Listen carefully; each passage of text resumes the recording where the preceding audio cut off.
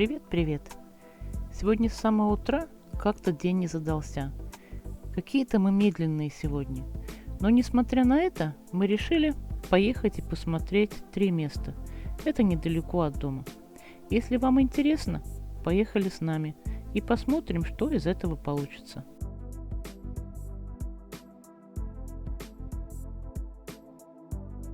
Это пивоварня Black Isle, пивоварня Черного острова. Это единственная в Шотландии экологически чистая пивоварня, производящая пиво мирового класса из лучшего органического солода и хмеля, выращенного без использования химикатов. Но экскурсию отменили из-за всем известной причины. Так что я вам смогу показать только то, что они продают в магазинчике при пивоварне. Как-то нам в этот раз вообще не повезло. На заводы по изготовлению виски мы не попали, потому что там слишком длинные очереди и запись на неделю вперед.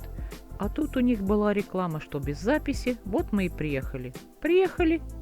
Но все отменено. Ну и ладно, посмотрим, что тут есть, и поедем дальше. О, они даже производят мыло.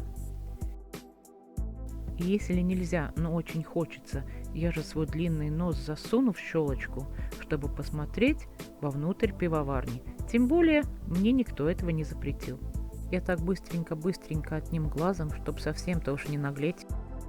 Продаются еще и безрукавки из овечьей шерсти. Между прочим, черные овцы у них тоже свои. Зато посмотрите на цены. Пуловер 55 паундов, безрукавка с пуговицами 70. На рубли цена пуловера 5500. Больше в этом магазине смотреть нечего, если, конечно, не считать собачку, которая все время просила, чтобы ее погладили. Все, едем дальше.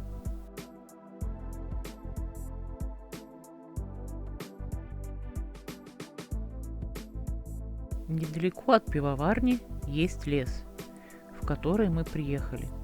В одно мистическое или магическое место. Это уже вы решайте сами. Но для начала мы его должны найти. А как в чужом лесу найти место, о котором ты почти ничего не знаешь?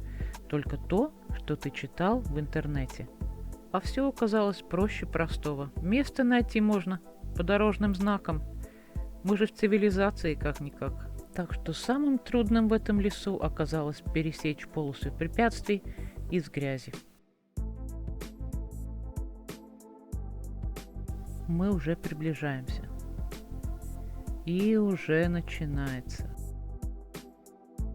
А место, к которому мы идем, называется Cloughty Well. В переводе это означает Cloughty – это кусок ткани или тряпочка, well – это колодец.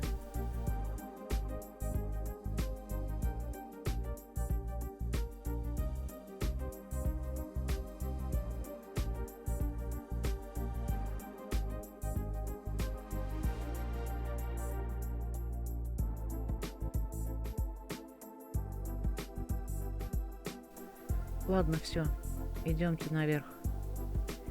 Как видите, все везде в тряпочках.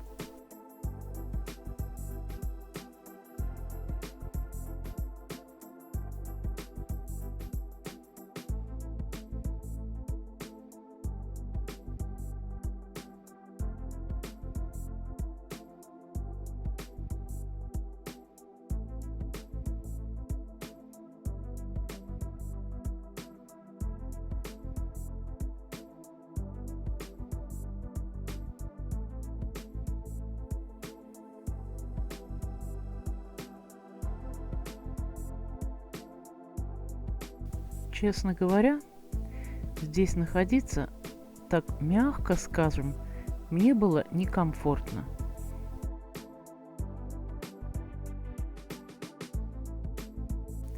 И все это здесь из-за этого маленького ручейка.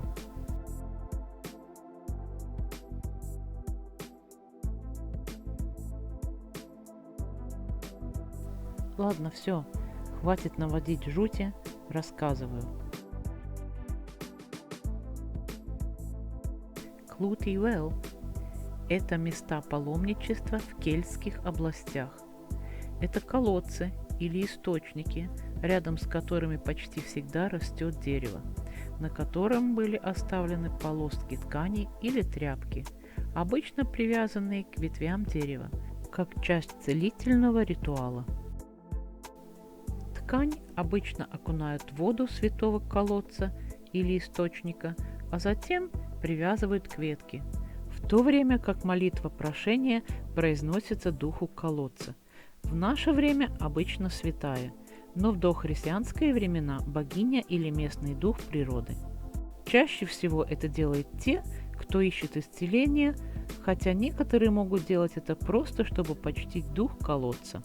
В любом случае, многие видят в этом вероятное продолжение древней кельтской практики и оставляют подношение духу колодца или источника.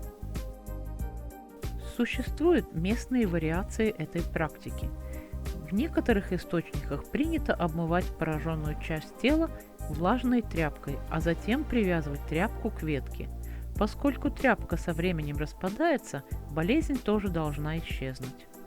В некоторых местах церемония может также включать обход святого места определенное количество раз и подношение монеты, булавки или камня. Дополнительные подношения по обету, висящие на ветвях или хранящиеся в колодцах, могут включать в себя четки, религиозные медали, кресты, иконы и другие символы. Священным деревом обычно является боярышник, хотя также распространен и ясень. Наверное, и правда, что свято место пусто не бывает. Сюда приходит довольно много людей. Чтобы снять это место без людей, мне понадобилось довольно долгое время.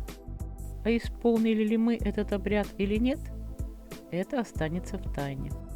Если мы уже здесь, давайте посмотрим на шотландский лес. Такая елка. Пойдем поближе. Такая елка, она, видите, какая странненькая. Вот такая вот. Мягкая-мягкая.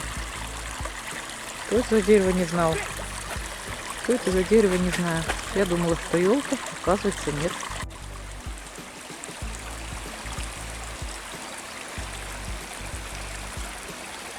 Вот это лес. Это я понимаю.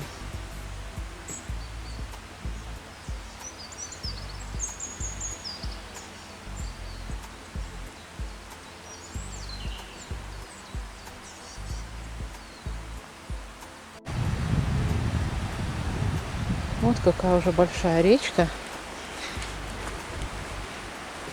О, она тут. О, белочка.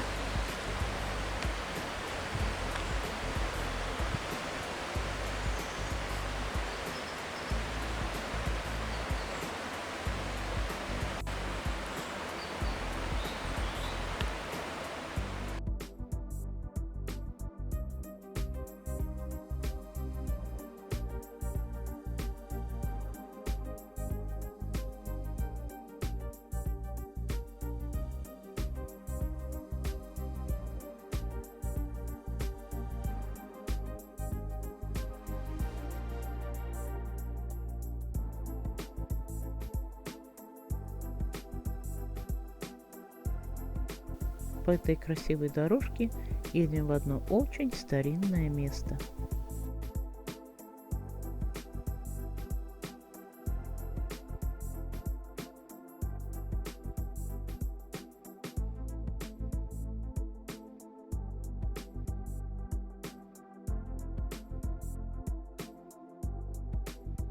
Это место было выбрано епископом Робертом для строительства нового собора Росса вместо церкви Святого Петра в соседнем Розмарке. Разрешение в 1250-х годах на это выдал папа Александр IV.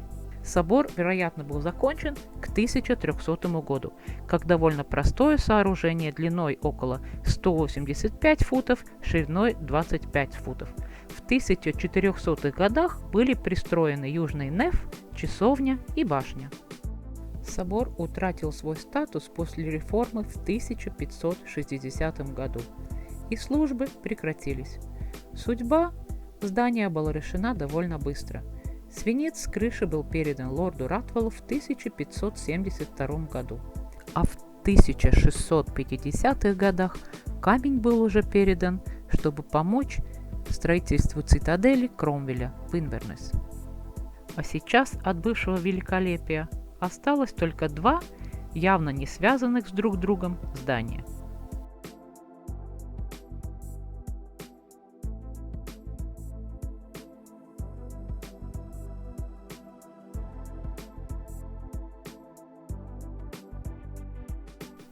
А сейчас просто развернемся и посмотрим, как выглядит этот городок в наше время со старинными домиками и маленькими улочками. Вы полюбуйтесь маленьким городком Шотландии, а в следующий раз я отвезу вас в какое-нибудь другое интересное место. На этом все. Пока-пока.